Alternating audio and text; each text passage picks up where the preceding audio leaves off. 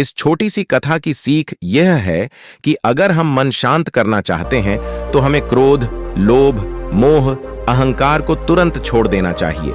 इन बुराइयों की वजह से हमारा मन अशांत रहता है, शांति नहीं मिलती है।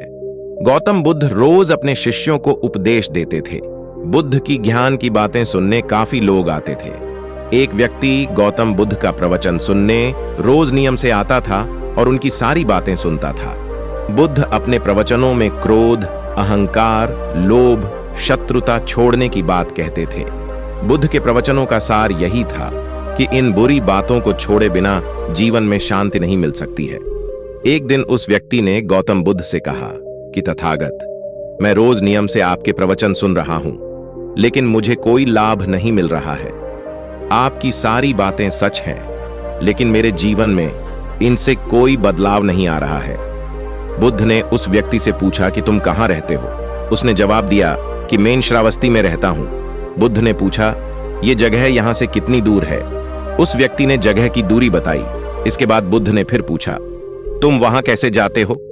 व्यक्ति ने बताया कि कभी घोड़े पर, कभी बैलगाड़ी पर बैठकर जाता हूं।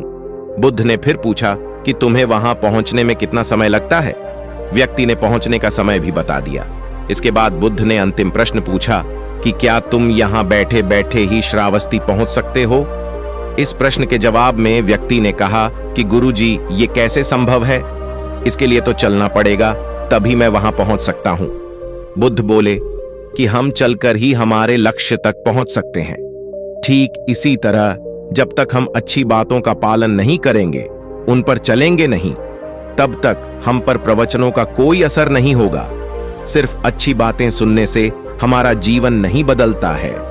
हमें प्रवचन को समझना होगा और उन्हें अपने जीवन में अपनाना होगा। व्यक्ति को बुद्ध की बातें समझ आ गईं और उस दिन के बाद उसने भी बुद्ध के बताए मार्ग पर चलना शुरू कर दिया। बुद्ध के प्रवचनों से व्यक्ति की सोच बदल गई और उसका मन शांत हो गया। मेडिटेशन करना चाहते हैं तो क्रोध और लालच जैसी बुराइयों से बचना होगा, तभी मन शांत हो सकता है। 4 वर्ष पहले युग में काफी लोग ऐसे हैं जिनके पास सुख सुविधा तो बहुत है, लेकिन खुशी और शांति नहीं है। किसी भी व्यक्ति को शांति क्यों नहीं मिलती, इस संबंध में एक लोक कथा प्रचलित है। जानिए ये कथा।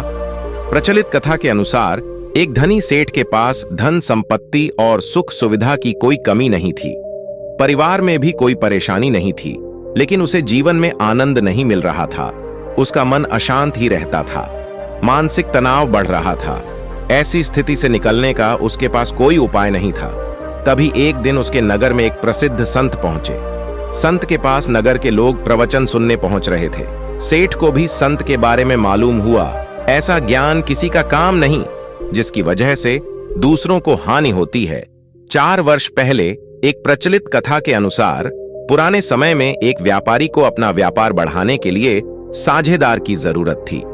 ये बात उसने अपने साथी व्यापारियों को भी बताई। कुछ दिनों के बाद उसके पास एक व्यक्ति आया और बोला कि वह साझेदार बनना चाहता है। व्यापारी को साझेदार चाहिए था, तो उसने उसे भी अपने व्यापार में शामिल कर लिया। अब दोनों साझेदार व्यापार करने लगे। उनका काम तेजी से बढ़ रहा था। एक दिन व्यापारी का एक दोस्त उससे मिलने आया तो उसने साथी साझेदार को देखा। दोस्त पहचान गया कि ये तो एक ठग है, चोरी करता है। व्यापारी का मित्र शास्त्रों का जानकार था। उसने पढ़ा था कि कभी भी किसी की बुराई नहीं करनी चाहिए, इसीलिए उसने नए साझेदार की प्रशंसा की। मित्र ने व्यापारी से कहा कि तुम्हारा नया साझेदार जिसके साथ काम करता है, उसका विश्वास जीत लेता है। व्यापारी ने पूछा कि तुम इसे जानते हो तो बताओ, इसके साथ साझेदारी आगे बढ़ानी चाहिए या नहीं? मित्र ने कहा कि यह बहुत मेहनती है। व्यापारी इस बात से खुश हो गया क्योंकि नया साझेदार बहुत अच्छा काम कर रहा था।